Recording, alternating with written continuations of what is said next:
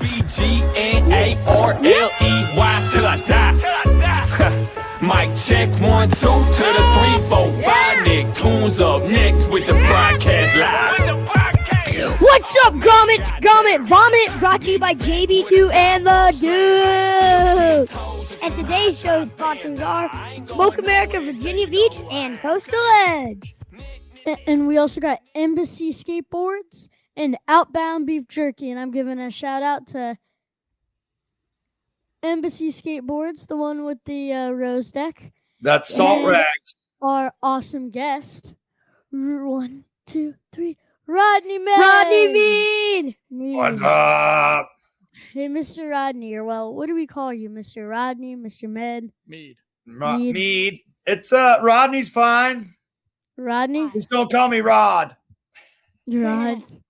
My mom calls me Rod. Fishing rod.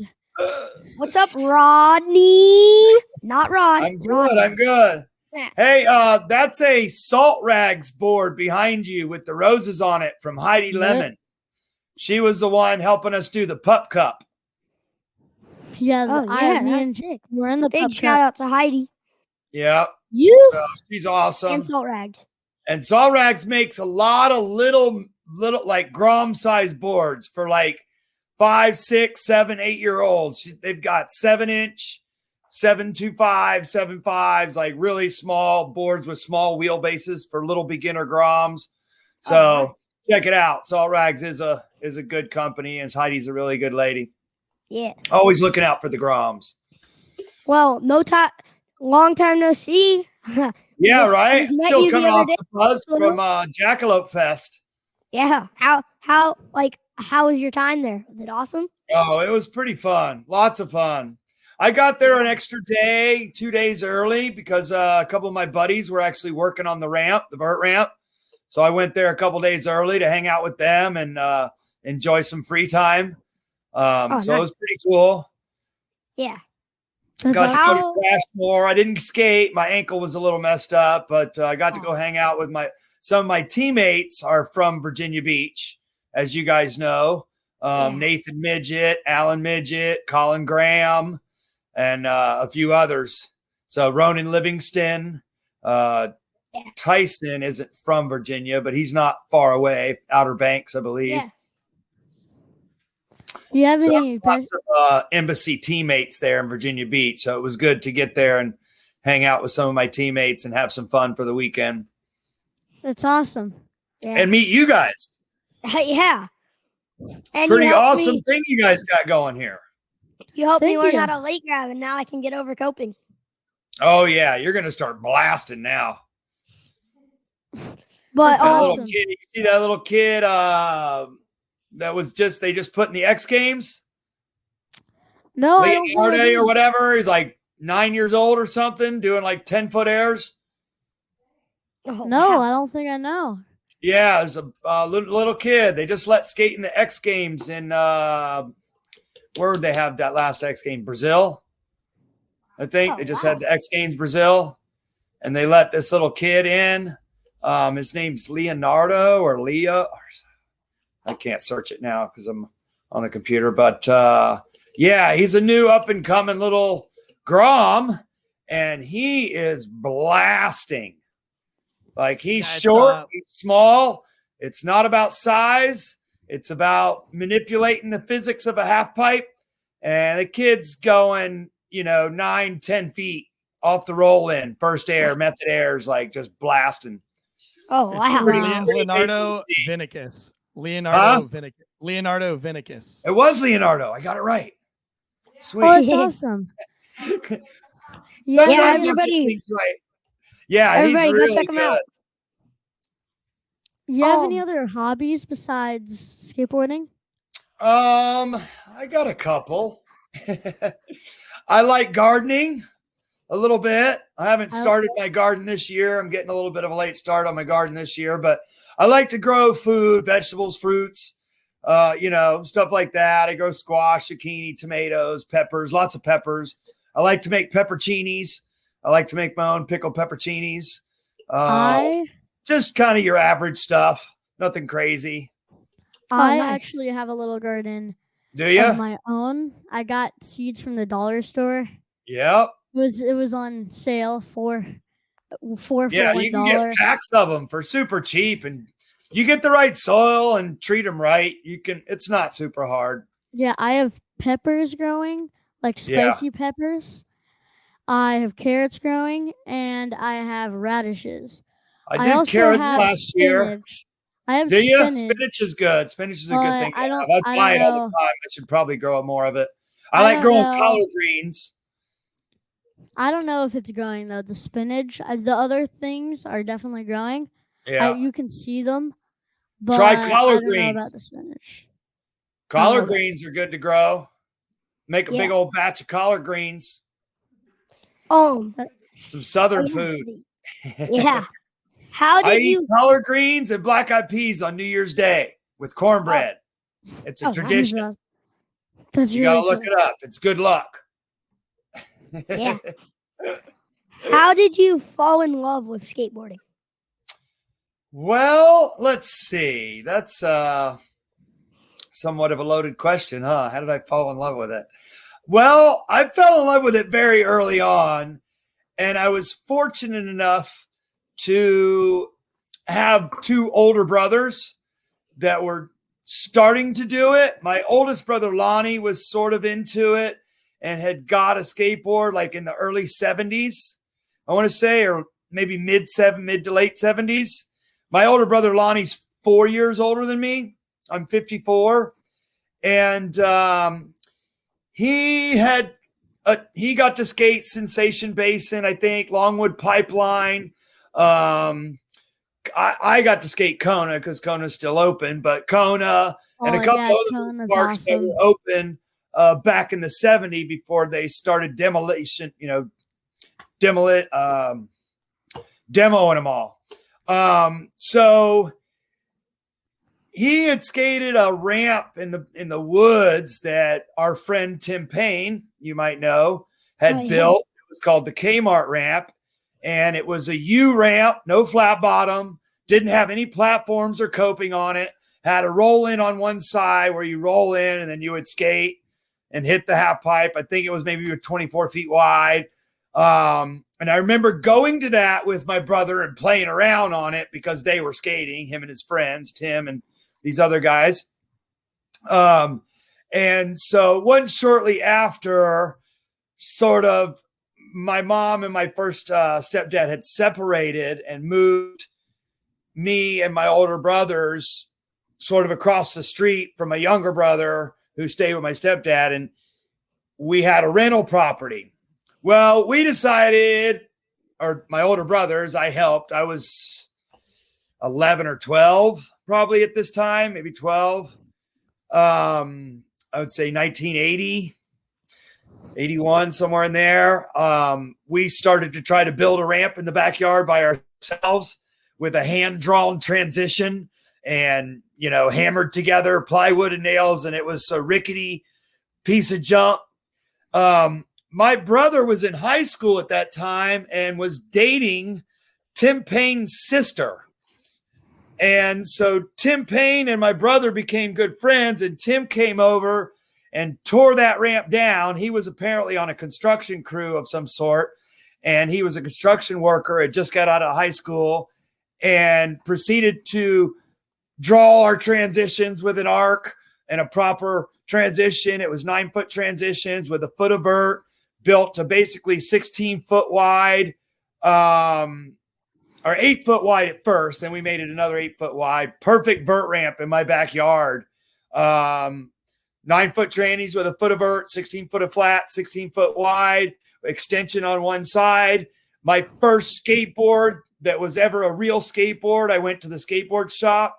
It was a Veriflex Vectra, tracker trucks. I can't remember what kind of wheels, but I walked into my backyard and started learning how to skate on that ramp. I never even had a street skate. I couldn't even push the board around on the sidewalk. Like, I bought my skateboard. My mom bought it. We went to the shop. My brother knew the guy at the shop, Orange Cycle Works. Shout out to George Davis, who's been helped throughout my career.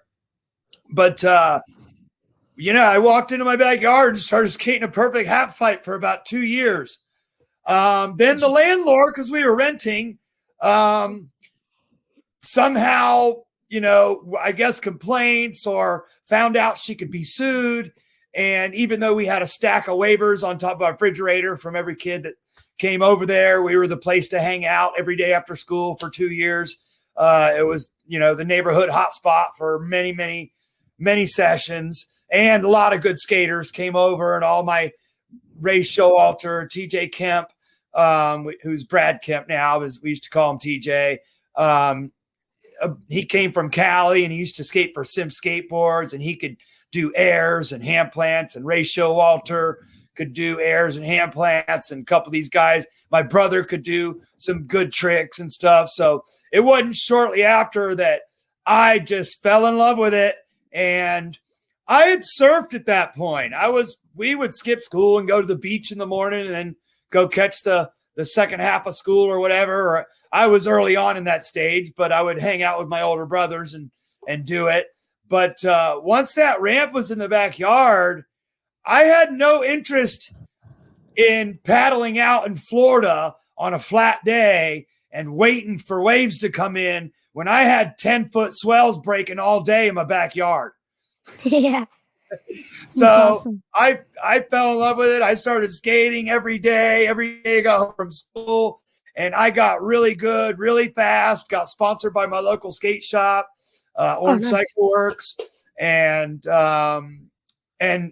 started skating with Tim, became friends with Tim. And after my ramp got tore down, I kind of tagged along with Tim and built half pipes and skated half pipes with him all over the Orlando community until I graduated high school. And then right when I graduated, I took off with him to go to St. Louis, Missouri to build a ramp with him for this big giant pro demo for the 4th of July stern wheel regatta in St. Louis, Missouri on the river with the arch. Do you still have the ramp? Not that ramp. That ramp's gone. Yeah, not that ramp, but do you still have a ramp? Yes. I just recently, about 4 or 5 years ago, acquired the Vans vert ramp from the Orlando Vans skate park when it closed down. Oh, wow. So I was able to buy the mini ramp, the mid-size ramp, and the vert ramp for $10,000. Oh. And we took them all apart and moved them out of there. The spine ramp ended up coming here. My buddy bought it and didn't have anywhere to put it, so he put it here. I brought the vert ramp here to my property. The spine ramp has since rotted away and is gone now. We just got rid of tearing the rest of it out. I was going to start repairing it. But we started repairing it and realized there wasn't anything worth repairing. It would require basically a full rebuild. All that wood was indoor wood. It was in a mall. So when we put it outside, we painted it. We did what we could to protect it. But, Florida weather, it was inevitable. I mean, the skate light was holding up for a while, but when you took that skate light off, you realized that underneath was just a rotting core of a ramp. And it started getting really bad, and, screws and stuff wouldn't hold the skate light down anymore. Everything was rotted underneath. So we went ahead and dimmed it. Now, I still have all the foundation for it outside, and I think in the near future, fingers crossed, not too near a future, but probably within a year or two, I'm going to have to possibly start doing another rebuild on the vert ramp. I've already had to fix rotten stuff on it 2 times already. That has some of it. The second time took me a lot longer because of COVID. We kind of got stuck in the rebuild process with the price of lumber skyrocketed, and it was just a couple snowball things that happened that kind of pushed everything back and prolonged the rebuild of the, I don't know what you would say, maybe the north wall. Just guessing. I'm thinking east, west, north. It's probably the north wall. We had redone the south wall that has the staircase on it the year before, And I'm starting to get a couple bumps in that wall. Overall, the ramp's holding up good. I think my hand railing needs to all be redone right now. It's starting to rot away. The stairs we redid, so they're still good. My flat bottom's gold. I rebuilt my flat bottom from scratch with all pressure treated wood when I redid the ramp last time. So I think the next time I do it, because of a couple different reasons, because Phil Hajal and the Lillers, Gavin and Cole Liller, you might have heard of them. Gavin and Cole, I both believe, ride for Monster, or at least part of the Monster Army program. And they built ramps basically identical to mine as far as specs are concerned, transitions, vert, and flat bottom. They're both different widths and have a couple different extension options than my ramp, but as far as vert, flat, and transitions, identical.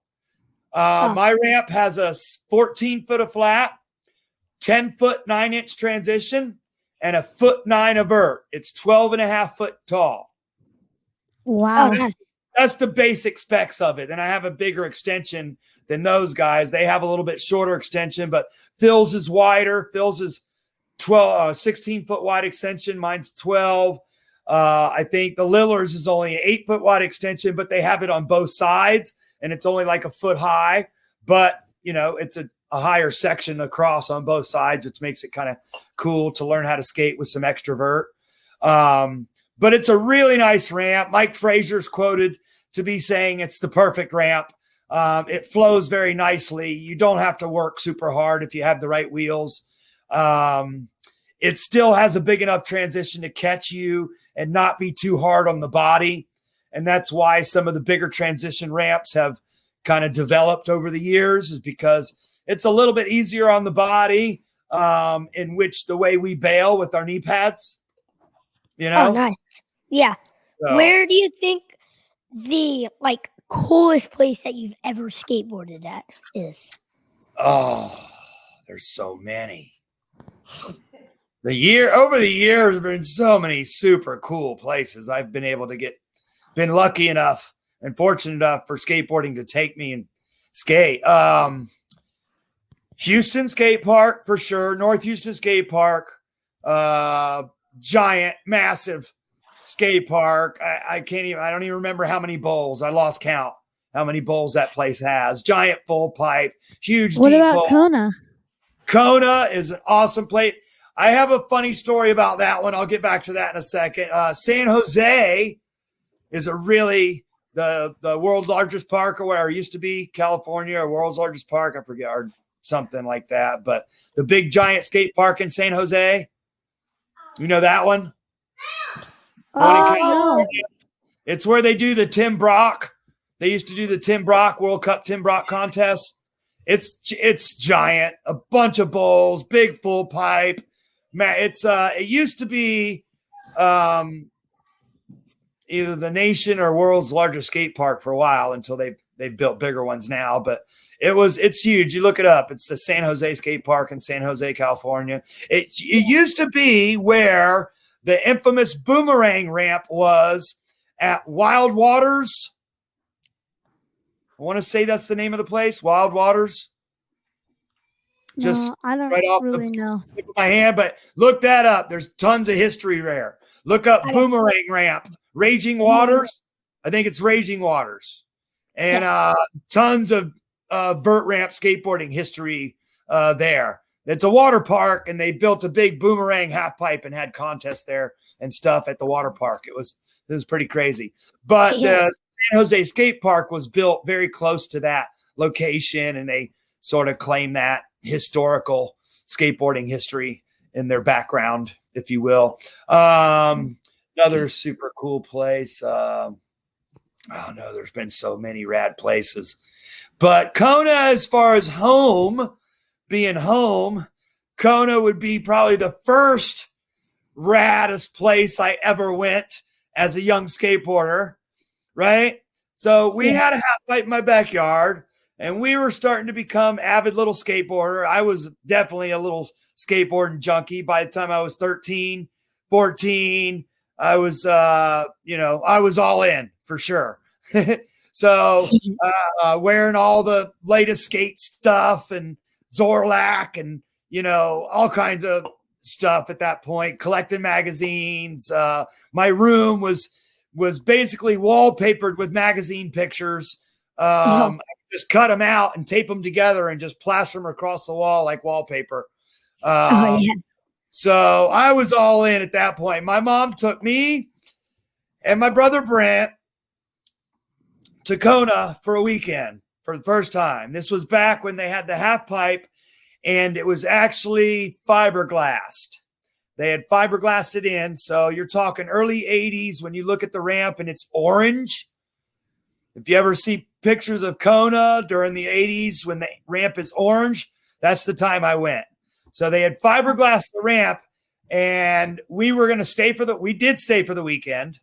Unfortunately, I sprained my ankle the first hour of skating the first day we got to the park on the half pipe. It was so slippery, and I could skate. Like, we were just skating and the board slipped out. I sprained my ankle, swelled up like a balloon. Ice the whole rest of the weekend. I had to sit there and watch my brother skate. My first trip to Kona, sprained ankle the first hour in the whole weekend. I had to sit there and watch my brother skate with my ankle on ice all weekend, doing nothing, sitting there watching the whole weekend. I couldn't skate. I was so bummed. I was like, oh, Mom. And it was a long time. My mom saved up for that. She was a single parent at that time and saved up to take us on that trip, and it wasn't a contest. There was nothing going on. It was just a weekend trip to Kona, I love Kona. Have her sons, go skate, My brother was 15 or 16. I was 13, 14, somewhere in there. And, we're little punk rock teenagers. And she took us up there. I'm sure she wasn't having a great time. It wasn't her thing. That was for sure. Yeah. We built the ramp in the backyard.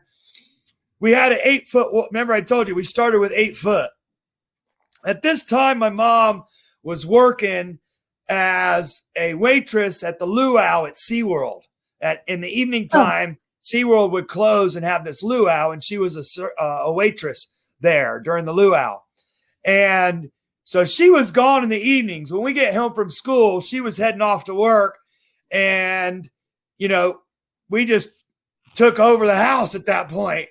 And we started building this half pipe in the backyard. And we got like I said, Tim came over and demolished it in like an hour. And by the time my mom got home from work, we had an 8-foot wide half pipe structure started, full on structure starting to be built in the backyard. Yeah. By the second or third week, we were getting wood from local neighborhoods that were being built, salvaging, if you will, for lack of a better term.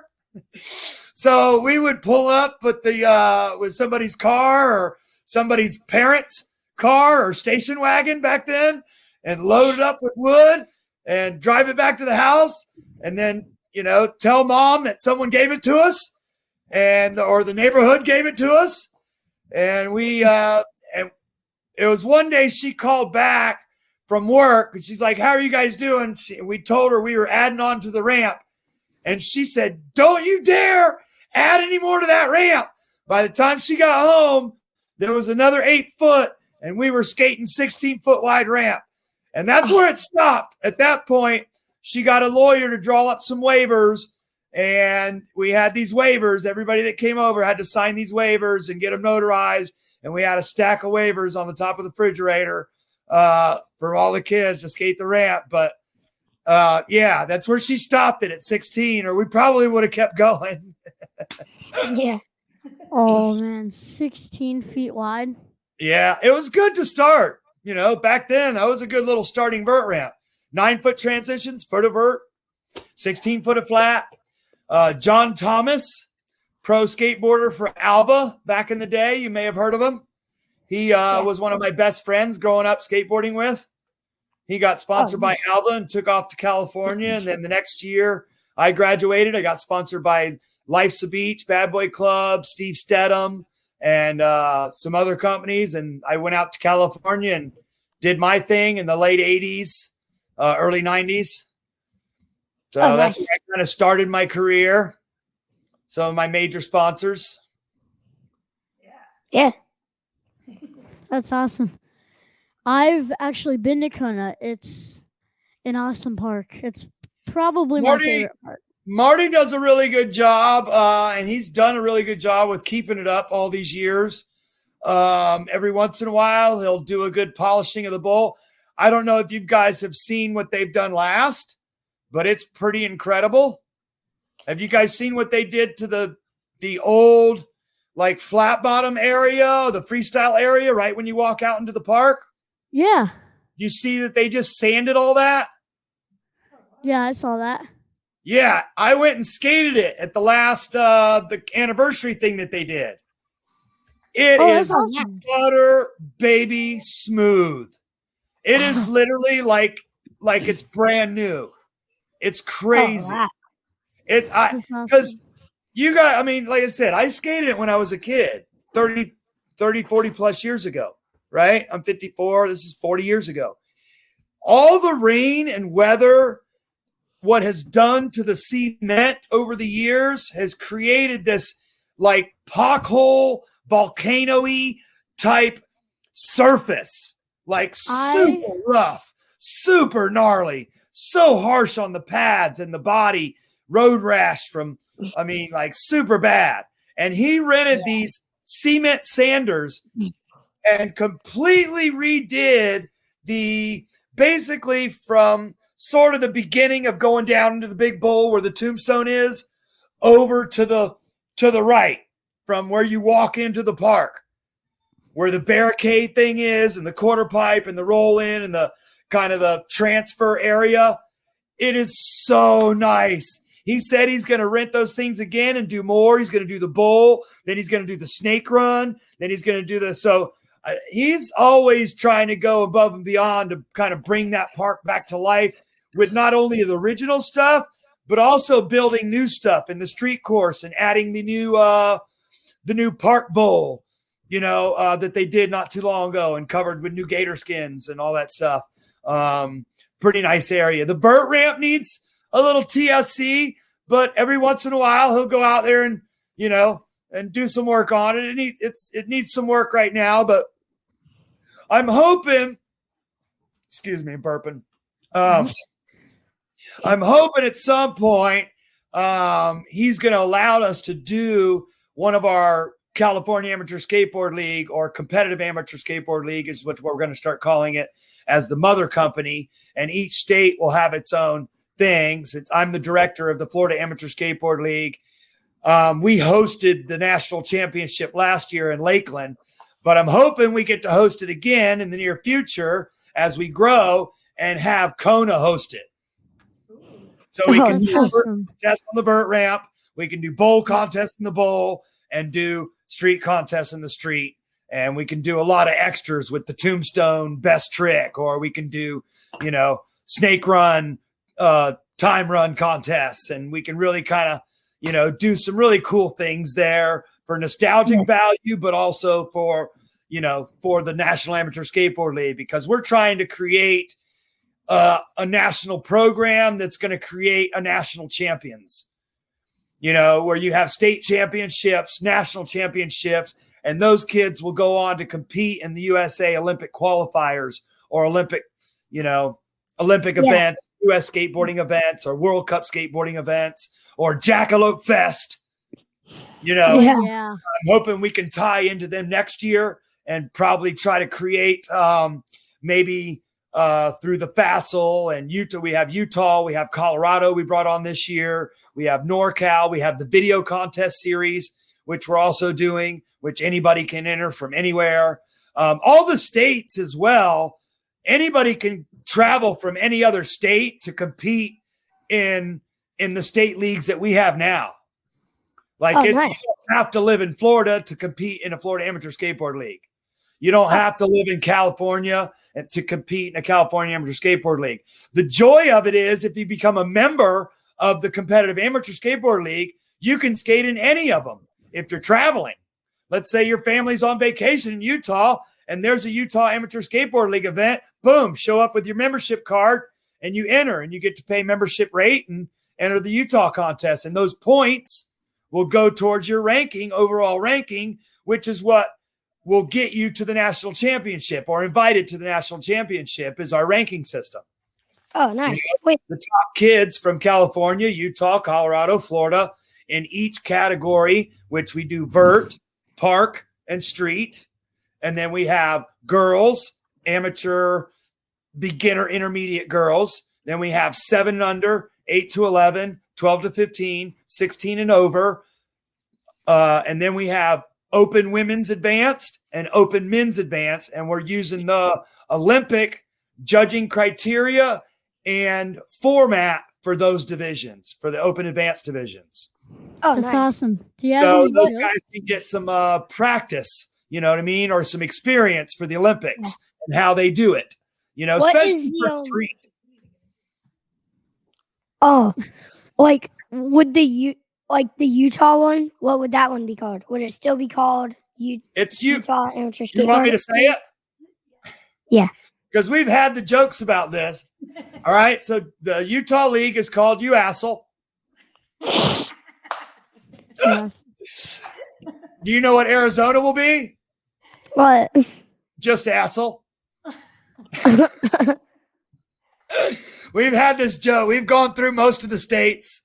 Tassel will be Texas. What would We'll have Virginia be? tassels. We'll have tassels on their logo, like on your bike, little streamers. But yeah, so that's sort of why I mentioned earlier, if you look at our new website, we have a new website. And I don't know the exact, I know because ours is the link on mine. If you go to facilusf.com, it'll link you to the new website. It'll link you to the Facile page. But if you click on the bars, you can go to the home page, which is now a universal website for our entire league. Before we had separate websites for each league, but we just launched a new website, which is universal. And it's, like I said, it's called the Competitive Amateur Skateboard League. And all the leagues under that are under that mother league. The reason we did that is so we can still continue to use our acronym, CASTLE. CASTLE is the one that everybody knows. It's the one that Frank Hawk and Sonia Catalino started. The CASTLE, the California Amateur Skateboard League, has been around for 35 plus years, possibly longer. Wow. Exactly sure Yeah, the this date. is awesome. But there's I- rich history in California Amateur Skateboard League. And Sonia, rest in peace, just passed away last year. My partner, Rob Key, and his wife have been helping her run it for the last, I want to say 10 years. And so they took it over and now they're running it. And I partnered up with them like 3 years ago to bring back Facile. We relaunched Northern California League. Like I said, we brought on Utah last year. We brought on Colorado this year. We're going to bring on Virginia. We're starting to incorporate John Fadala and Coastal Edge and start the Virginia Amateur Skateboard League. So we're in talks with them there. We're in talks with Embassy and Lee and Nate with starting the Texas Amateur Skateboard League. I'm in talks with Dakota White in Minnesota, I believe, to start a Minnesota league. We have interest in Illinois and Indiana. I'm brain farting the guy's name, but he runs Jet Black Skateboards, and he wants to do an Indiana-Illinois league. So I'm anticipating and hoping, and with our, boots on the ground and everything we're doing now, to have a National Amateur Skateboard League within the next 5 years, like full on, that everybody can count on, rely on, and a visible path for parents to see to get their kids to the Olympics if they want to be a competitive skateboarder. Oh, yeah. Yeah, To go to this is street great. league or to go to the Olympics or any competitive skateboarding. You know what I mean? And I say specifically competitive skateboarding because we all know there's different ways to make money skateboarding these days. You know, Yes. you don't necessarily have to skate contests to be the top pro that everybody loves and wants to buy the boards and is making good money. You know what I mean? Like, you know, Jaws, you know, Aaron Jamowski. I mean, there's a list of guys, you know what I mean, that we could go on that don't skate competitions. Maybe once in a while they go skate, you know, a Thrasher event or something like that. But overall, they're not super competitive skateboarders in that sense. They're not going for medals at the X Games or the Olympics, or, you know, they're not into that athletic aspect of skateboarding. Yeah. You know what I mean? So, and I respect that. You know what I mean? I love both. I love the fact that skateboarding comes from that core era. You know what I mean? From just like surfing does. You know, I mean, we came from surfing, you know? Yeah. So it's a way of life, but there's also a competitive sport, athletic aspect to it that, you know, otherwise it wouldn't be in the Olympics, you know? And if you look up the definition of sport, we definitely are in that definition. Yeah. And entertainment or activity, I believe, is the definition, you know what I mean, for entertainment or competitive or something. I forget the exact definition, but it's pretty open, and skateboarding definitely falls under that definition. You know, skaters would disagree, but, you know, I didn't make the definition. Don't hate the player, hate the game. Yeah, well, yeah, this is great. I really need to get involved with that because I want to ride for USA when I get older. Yeah, you guys are killing it at Jackalope Fest. Oh, thanks. Thanks. That was a lot of fun having, you know, skating with all you guys. And it was pretty cool that they opened the ramp and allowed people to, you know, to buy skate passes to come and skate on the ramp. You know, that was all awesome. skill levels. Yeah. Which was pretty interesting. You know what I mean? You don't put a 13.5-foot high ramp on the beach and go, come on, everybody, get on. You know, that's a little bit of a liability. But if you buy the shredder pass and you sign the waiver, on the ramp you go. Put on your safety gear and go for it. The good thing is you saw all the skill levels and what skateboarding is truly all about during those demos on the beach with us. It is about, we're all constantly trying to learn a new trick, or constantly, you know, for me, trying to do a trick I used to do or relearn a new trick, or relearn an old trick, I should say. But it's all about the camaraderie within the session, on the ramp or in the bowl or at the skate park or wherever you're at skating with your friends and your buddies, whether you just met them or you've known them for decades, or, you know, how it doesn't matter. Like we're all on the same page when we pad up. We're like, hey, let's skate and have some fun. And you know what I mean? Learn some stuff and, you know, joke around, heckle each other a little bit every once in a while. You know, I mean, you know, I just love it. It's one of the things you asked me at the beginning of this interview, why I love it so much. And it's one of the things I love about it. You know, the family that I have in skateboarding really fills a lot of, you know, fills a lot for me. Yeah. And soul. Does my soul a lot of good. That's the word I was looking for. I want to see if I can make you laugh. You want to hear a joke? Oh, totally. What do you call a skater with no board? Oh, man. I don't know. A board skater. Boards. You are so right. That is so true. You are definitely a board skater if you don't have your skateboard. Yeah. I have a joke. What do you call a person who tells dad jokes who isn't a dad? A faux pas. What? A faux pas. A faux pas? No, a faux pas.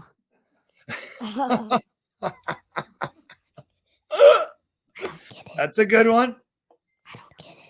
I'm trying to think of kid-friendly jokes. You got one? No, I I don't know if I have any just do kid-friendly. a joke. You don't need a kid-friendly jokes. Just do a joke. Yeah, no, I don't have any. I'm not a. I don't know. On the spot, I can't think of any. I'm not a. I do. I'm more of a movie quote guy. I'll give you one. It's not really about skating though. What's your It favorite? just popped up to my head. What is sushi A? Say to sushi B. Wasabi. Wasabi. Yeah. Wasabi. What's your I'm a favorite movie skating quote guy. movie? I like a lot of movie quotes. What is your like favorite? Jim Carrey movies. Ben Stiller, Starsky and Hutch. Do it. What is your favorite skating movie? Oh man. That's it. All right. So let's distinguish skateboard movie or skateboard like video, like by a Movie. skateboard company Movie. or like Hollywood movie. Movie. Thrashing. Yes, Yeah. thrashing. Saw For that sure, one. thrashing, because that was Why in my era, and my sponsor Stedham was in it, and I knew Tony Alva, Dave Duncan, Stedham, all the guys that were in that movie, like the bad guys, especially in that downhill scene of the bad guys, Yeah. like the Dogtown guys or whatever. That was pretty dope. I knew all those guys. I knew most of the guys that were doubling in the movie, not necessarily the actors, but the skaters that were in the movie. Stedham was in it, Steve Stedham and Alva and Duncan and a couple guys. It was pretty cool. Yeah. And the whole movie context, if you will, right, is pretty funny when you look back at it, Yeah. the whole 80s movie kind of theme and storyline, with your typical 80s movie, feel good ending. Like, it's so funny to watch. The bad guys, the good guys. It's pretty classic. If you could pick three skaters to have a sesh with, who would they be? Oh, that's harsh. I mean, not harsh, but that might be a wrong word used. Hard. Tough I would have question. to say there's the old era me, Monty Nolder, Jeff Phillips, Christian Hosoi, probably. Nice. Like just power skaters, just John Grigley also. He was my inspiration. If you like one of my very first inspirations and why I do all the extraordinary hand plants I do. Yeah. It's John That's Grigley. awesome. Right out of the gate, John Grigley. Saw that guy do hand plants. I saw my friend do hand plants, and I'm like, I want to do inverts. And it was one of the first tricks I learned. But I saw these other guys, Neil Blender, John Grigley, a couple other guys, Ken Park, doing hand plants and doing these stalls and all this crazy stuff. And I fell in love with the invert. Yeah. And so definitely those guys up in there. Now, modern day, depending on the type of session, if you're, just all out, like we're powerhousing, that dude Frenchie, Eddie Demonstra, Colin Graham, my teammate, Jaime Mateo, but he's not a big vert skater. But as far as vert skaters are concerned, I'd say, who would be the other one I'd want to skate with? Man, there's so many good ones. Just super explosive. There's just a couple. Tom Shar, super explosive on vert, comes to mind. God, there's so many good. Hey, the Brazilian guy that's been killing it lately. Augusto? Oh yeah. Augusto? Oh my God, so awesome. Such an awesome dude. Always a smile on his face, but also just full steam ahead. And that's how I like to skate. It's hard to skate some of these bigger ramps now because it doesn't necessarily cater to my, I want to say, style. I like to skate hard and fast. I like to go high, but I also like to stall. Back when I, used to do airs, I used to just like to go fast and high and skate and charge. You can kind of see it in my style. And the bigger ramps, you've got to kind of slow your pump down. You got to kind of slow everything down and kind of put it into a slow-mo mode when your brain's going. You know what I mean? So it's like, it's hard to slow it down. And, but it does skate nicely. I do see the benefits to the vert, to the vert factor of it. So, but yeah, those guys, I would say anybody that you guys would consider just off the rails. Chris Russell. Oh my God. I just shook the computer. We get some kind of effect there. Chris Russell all freaking day, bro. That dude, I skated with him. I think the first time I skated with him was at Merritt Island. He came and skated Merritt Island. He was skating for Creature, Darren Navarrete, and Adam Efforts, rest in peace, and a couple other guys had come, and they brought a young Chris Russell to skate vert with us, did a vert session, skated no pads, did the most insane, sickest crap I've ever even seen anybody do on a vert ramp on a skateboard. And Merritt Island was 13. That ramp was always ahead of its time. 11-foot trannies, 2-foot of vert, way before big trannies and big vert were ever a thing. And then I skated with him at Kona at the Bull Riders Cup. Wow.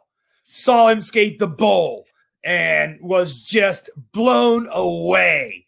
Just at the aggro, aggressive. And it's also another time, this is a little bit of the ADHD I was telling you about, when I came up with this theory, right? If you know Chris Russell and a couple other skaters that ride their trucks, they take bushings out of them. They take washers out of them. Reef Orlando takes his pivot bushing out of them so that the trucks will wobble if you look at them wrong. You know what I'm talking about? Trucks that are so loose, you shake the board and they just go, they just fall over. You know what I mean? They have no, like the bushing, one of the bushings is gone, blown out. Yeah. You know what I'm talking about? Yeah, I do. That's how Chris Russell rides his trucks. Wow. And I've discovered that anybody that have skates their trucks like that absolutely destroys stuff. Like, they are some of the most amazing, best skaters I've ever seen. Ronnie Sandoval, Chris Russell. And because it makes it a lot harder, because if you I don't know what it is, if it's harder or better. Get like a wheel bite, but it's just incredible how insane they rip. Like when you see these guys and like, oh, and then you see their board and you see, the trucks and the way they ride the trucks. Like every person, like I've seen ripping, and then they come over and throw their board down and their trucks wobble when they throw the board down. I'm like, yep, there it is. Like I knew it. It's a theory that I have. I'm testing it now. As I watch skaters and stuff, I go, hey, let me see your truck, because it's mostly all-terrain skaters. You know what I mean? Yeah. But Reef Orlando is a full vert skater, and he rides his trucks like that. Oh, wow. So it's not, yeah, exactly. His ramp's 13, 11 and 2. Like, and kind of slippery a little bit sometimes because it's indoors. You guys know who Reef Orlando is, right? No. No? No. I'm sorry. Dude, you got to look up Reef Orlando. He is, you guys need to do an interview with him. So he was one of my students if you guys don't know, I teach skateboarding as well. I run a skateboard company called Skate-A-Lot, SK8ALOT. Oh, no. And I do private skateboard lessons. I've been doing them for 10 plus years. And he was one of my students. He is now one of the best vert skaters on the planet. He got 4th place at the first Tony Hawk Vert Alert. And I think he just got 6th place at the last one. He wasn't quite on his game. He was working on a backside disaster lip slide, shove it in. Wow. Yeah, he does them now, but he was working on that during the contest, and he couldn't quite get it in the best trick portion of the competition. So he made the finals, but ended up placing. But I imagine him to be placing first quite soon in the next few X Games or whatever, because he's going to start coming out of the gate. He's starting to get invited to skate these big vert contests and stuff. But look him up, Reef Orlando. He's one of my former students. I worked with him for about 2 years, and now he is one of skateboarding's best vert skateboarders coming up. Yeah. Shiloh Katori. I hope I pronounced that right. She's a street skater now that's on the Olympic path. She's gone to a bunch of Olympic qualifiers. She's one of the baddest girl street skaters right now. Skates for... She's got a couple different companies. I know she's going through some changes right now because Blind is going through some changes. But she was fine for Blind. I think Hardcore Wheels, Van Shoes, a clothing company, possibly independent trucks. Yeah, she's insane street skateboarder. She was one of my students. I started working with her. She could barely even do a kick turn, barely even push on the skateboard. I worked with her for about a year and a half, 2 years, and now she's on her path to the Olympics and one of the best female street skaters on the circuit right now. That's crazy. Yeah. Well, she just got second place at the Border Open in New York last weekend. Oh, nice. Yeah, she got second place in the women's. Yeah. So, yeah, she's really good. Check her out. Shiloh Katori. She's got freaking 1,000 followers. Same with the other guy. Reef's got, they both got tons of followers. I'm surprised you guys haven't heard of them because they're young up and comers. But yeah, I could probably get you an interview with both of them. Yeah, that'd be awesome. Yeah, I could probably hook you up with an interview with both of them. They'd be happy to do an interview with you guys. Yeah. Well, they're both super nice, well-raised kids. Their parents, Shiloh's mom, Robin, is a super awesome lady, and Tom and Leslie, Reef's parents, super awesome parents, doing a really good job, raising their kids and manners and what have you. So yeah, they'd be good interviewees. Yeah, interviewees. Do you have any words of wisdom for all the grommets out there watching this? Keep trying. Don't give up. Don't let those first few slams shut it down for you. It's one of the reasons I do skate lessons and one of the reasons I enjoy beginner skate lessons the most, because it's, I believe, where I can have the most impact as far as keeping a skater, if that makes sense. Because if I can, let's say, and this is just a little analogy that I use with some of my students and some of the parents when I get these beginners. I just started with a new student 2 days ago, Wednesday. I just started with a new 6-year-old girl. Her name's Arabella, and she'd never been on a skateboard before. And she's got the right pads and the right helmet and everything, and we're good to go. She's got good equipment to get started. But as well as I know, is that girl goes down super hard the first couple of seconds on that skateboard, it's over. Yeah. That skateboard's going back in the trunk, back in the garage, whatever you want to say. And she's going, yeah, I don't want to do that anymore. That's not my thing. You know what I mean? Like, especially if it's a hard slam, like the kid slams her and knocks their teeth out or something. Like it's brutal.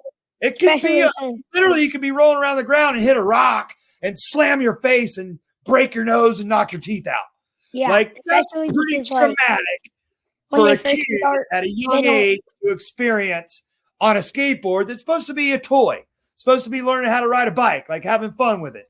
So I believe that if I can negate some of those first few slams and allow you to experience riding the skateboard a little bit, like actually being on it, picking up some speed, having a little bit of control, tic-tacking, carving, and experiencing that exhilaration and that endorphin rush of the anticipation and excitement it gets from rolling a little faster, a little faster, a little faster.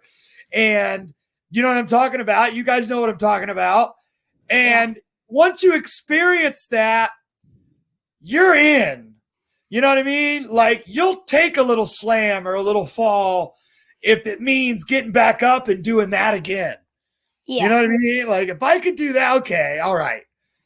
Now you realize what it's worth.